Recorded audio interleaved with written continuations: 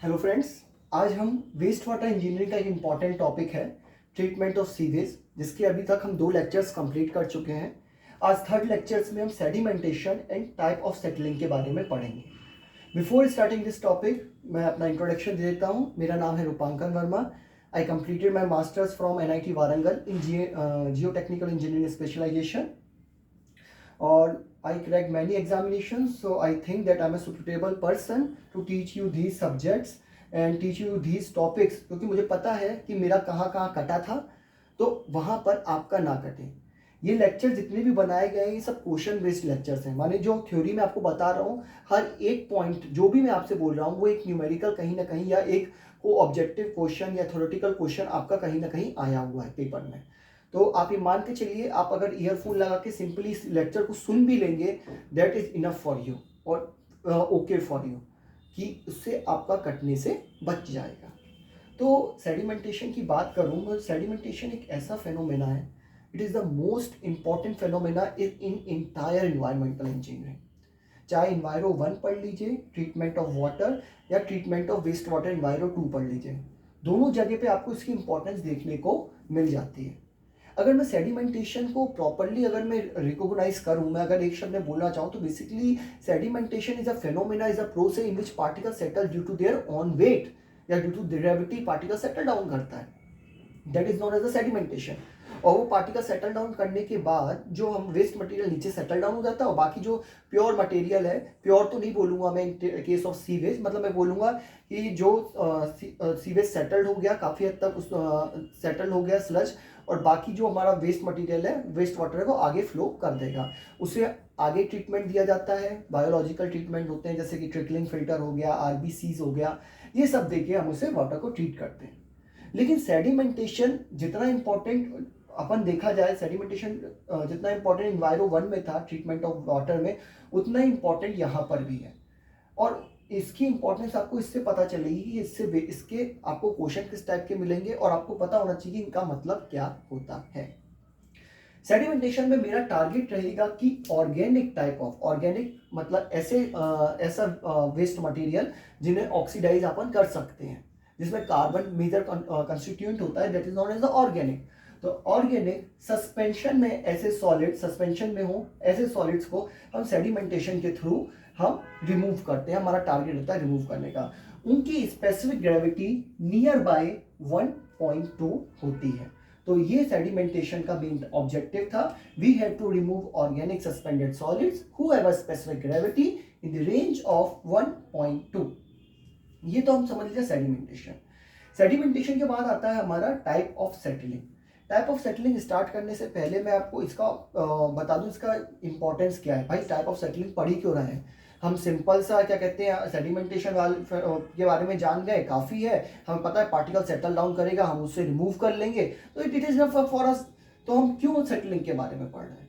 देखिए, सेटलिंग के बारे में हम इसलिए पढ़ रहे हैं क्योंकि जब भी सेडिमेंटेशन प्रोसेस होती है, अलग अलग प्रोसेसेस में, अलग अलग प्रोसेसेस मतलब अलग अलग प्रोसेसेस से मेरा मतलब है वेस्ट वाटर में अलग तरीके से सेटलिंग हो रही है, जो अपना क्या कहते हैं पीने का पानी ड्रिंकिंग वाटर है उसमें जो सेडिमेंटेशन प्रोसेस कराने वो अलग तरह से हो रही है। ठीक है, हमारे जो सेडिमेंटेशन टैंक में जो सेटलिंग के फेनोमेना है वो डिपेंड करते हैं उसके अंदर प्रेजेंस ऑफ फ्लोकुलेंट पार्टिकल। या ऐसे एक सिंपल एग्जांपल से, मैं सबसे बहुत सिंपल एग्जांपल्स बताता हूँ आपको। एक घर है, एक रूम है छोटा सा, उसमें केवल एक पार्टिकल प्रेजेंट है, एक अकेला आदमी प्रेजेंट है। उस फेनोमेना को आप रिकॉग्नाइज कर सकते हैं as a discrete type 1 settling. Type 1 settling में क्या होता है, एक इंडिविजुअल पार्टिकल सेटल डाउन करते हैं विदाउट डिस्टर्बिंग अनदर पार्टिकल्स। मतलब जब डिस्क्रीट टाइप की सेटलिंग होगी तो साइज, शेप और मास में during settling there is a no change, कोई भी चेंज नहीं आएगा during settling in the case of discrete type of settling. अब डिस्क्रीट टाइप ऑफ सेटलिंग को जब आप एनालाइज करना चाहते हैं तो यहाँ पे आपका सेटलिंग वेलोसिटी अगर आप निकालेंगे तो उसके लिए आप स्टोक्स लॉ वैलिड रहता है। यहाँ पे एग्जाम्पल ग्रिड है, इसका ग्रिड टाइप की settling basically type 1 type of settling नहीं आती, डिस्क्रीट। तो डिस्क्रीट मतलब अकेला तन्हा पार्टिकल जो अकेले जा रहा है, उसे आसपास की दुनिया से कोई मतलब नहीं, अपने ग्रेविटी के वेट के कारण वो नीचे सेटल कर जाएगा। Type 2 settling. टाइप 2 सेटलिंग को फ्लोकुलेंट सेटलिंग कहते हैं। देखिए टाइप 2, टाइप 3 एंड टाइप 4 अगर आप समझना चाहते हैं तो अभी रूम में केवल एक आदमी था, अकेला था, अब उस रूम में 4-5 आदमी हैं। बेसिकली कंसंट्रेशन तो अभी भी कम है, मतलब सीधी सी भाषा में अगर इसके टर्म में बोलूँ, टाइप 2 सेटलिंग में जो फ्लोकुलेंट की कंसंट्रेशन होती है वो लो कंसंट्रेशन होती है, less than 1000 milligram per litre. तो बेसिकली इनकी कंसंट्रेशन कम होती है, तो उसमें जो सेटलिंग होती है that is the type 2 type settling. Type 3 type में हाई 1000 मिलीग्राम पर लीटर से ज़्यादा होती है, इंटरमीडिएट रेंज में होती है, that is known as the hindered zone type of settling. Type 4 आपके लिए इंपॉर्टेंट है। टाइप 4 का समझाने के लिए मैं आपको एग्जांपल दे सकता हूँ। टाइप 4 बेसिकली कंप्रेशन टाइप का रहता है। इसमें इतना ज़्यादा क्या कहते हैं पार्टिकल्स प्रेजेंट होते हैं, इतने ज़्यादा फ्लोकुलेंट्स होते हैं कि इनके पार्टिकल्स के बीच में जो इंटरमीडिएट डिस्टेंस होता है ना, जैसे सपोज एक रूम में एक आदमी है, फिर 10 आदमी आ गया, फिर 100 आदमी भर गए, तो उनके बीच में डिस्टेंस क्या हो जाएगा, कम हो जाएगा। तो basically all the particles are in the physical contact with each other in the case of the type 4 settling. ये आपको पता होना चाहिए। अब आपने मटकी फोड़ प्रतियोगिता देखी होगी।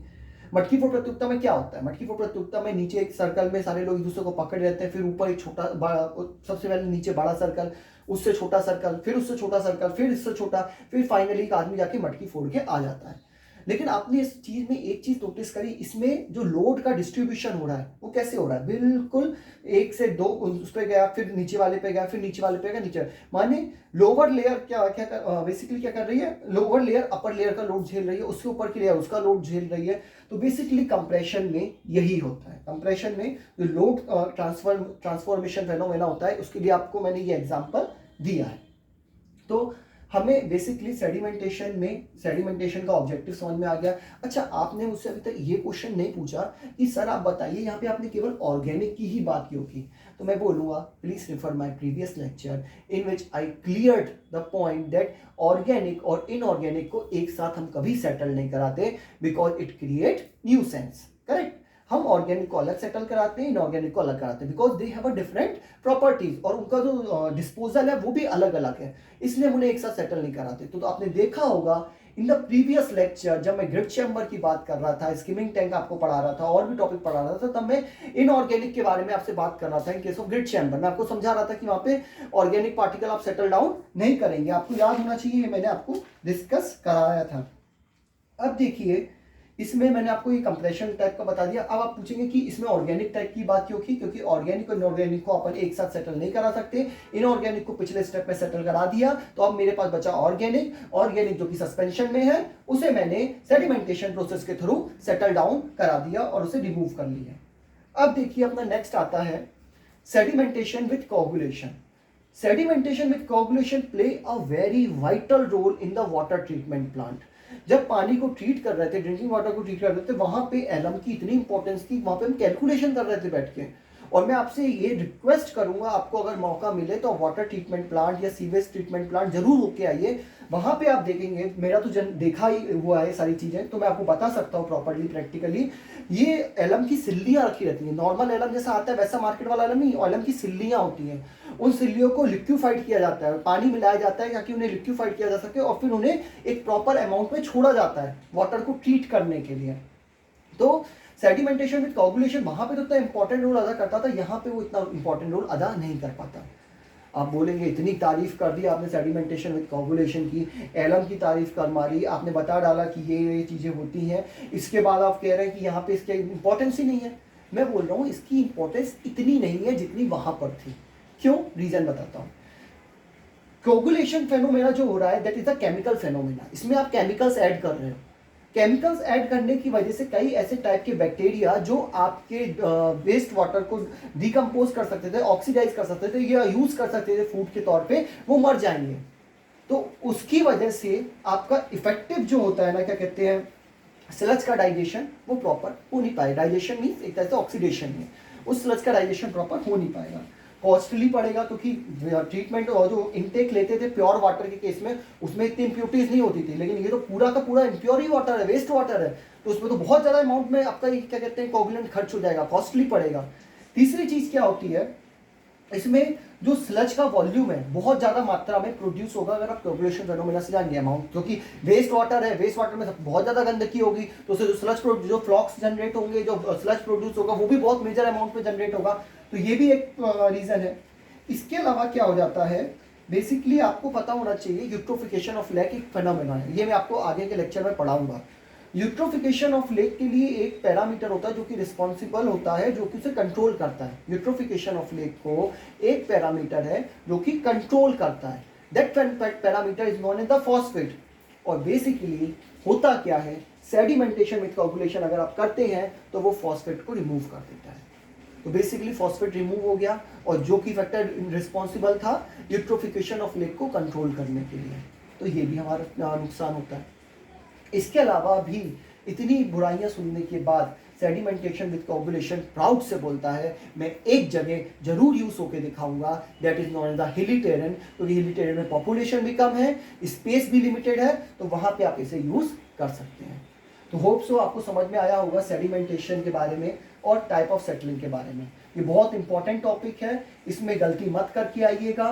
क्या क्या किसमें किस चैम्बर में क्या सेटल्ड होता है ये आपको पता होना चाहिए, रटने की जरूरत नहीं है। आप सिंपली सुन भी लेंगे लेक्चर को, आपको हमेशा याद रहेगा। इनऑर्गेनिक मैंने पिछले लेक्चर में सेटल करवा दिया था ग्रिड चैम्बर में, आज मैंने ऑर्गेनिक सस्पेंडेड सॉलिड सेटल करा दिया जिसकी स्पेसिफिक ग्रेविटी के बारे में मैंने आपको बता दिया।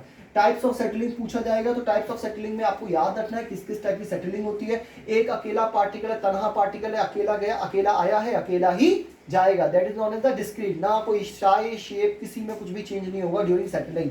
ऐसे पार्टिकल के लिए आप स्टॉक्स रूल लगा सकते हैं वेलोसिटी फाइंड आउट करने के लिए, हाँ बिल्कुल लगा सकते हैं। ग्रेट मैंने एग्जांपल दे दिया था इसका। फ्लोकुलेंट के केस में मैंने आपसे बोला, इसमें क्या कहता है कि लो कंसंट्रेशन होती है फ्लॉक्स की, 1000 मिलीग्राम पर लीटर से कम होती है। हिंडर्ड में 1000 मिलीग्राम पर लीटर से ज्यादा होती है, कंप्रेशन में बहुत ज्यादा होती है, इतनी ज्यादा होती है कि पार्टिकल एक मास के तौर पे मैंने इकट्ठा होकर नीचे सेटल डाउन करता है। इसका एग्जांपल भी मैंने आपको दिया था। सेडिमेंटेशन विद कोगुलेशन मैंने क्लियर कर दिया कि जो ट्रीटमेंट ऑफ ड्रिंकिंग वाटर के लिए sedimentation with coagulation play a important role, यहाँ पे इसकी इंपॉर्टेंस बिल्कुल ही कम हो जाती है। यहाँ पे इंपॉर्टेंस आ जाती है बायोलॉजिकल फैक्टर्स की, जो कि अपने ट्रिकलिंग फिल्टर हो गए, एएसपी वगैरह में अब जो आपको नेक्स्ट लेक्चर में बताऊंगा। लेकिन तब भी इसे पढ़ना इंपॉर्टेंट था। क्यों पढ़ना इंपॉर्टेंट था, इंपॉर्टेंस कम क्यों हुई, उससे रिलेटेड जो पॉइंट्स थे वो मैंने आपको बताया। फॉस्फेट वाला पॉइंट जरूर याद रखिएगा कि कोगुलेशन से अपना क्या हो जाता है, फॉस्फेट रिमूव हो जाता है, जो कि कंट्रोल करता था अपना यूट्रोफिकेशन ऑफ लेक।